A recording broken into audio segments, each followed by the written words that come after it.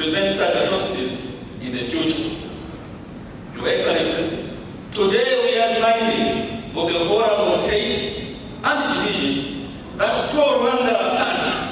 And in this respect, I wish to emphasize that hate speech is one of the factors that was identified by the United Nations to have been the mechanism through which the Hutu militia mobilized their forces to unleash the war of terror upon the Tutsi.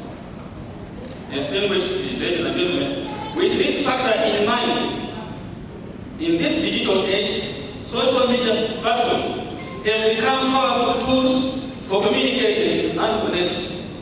However, they have also been misused to propagate hate speech and incite violence. We must acknowledge that the role that social media played in fueling the genocide and take decisive action to prevent history from repeating itself.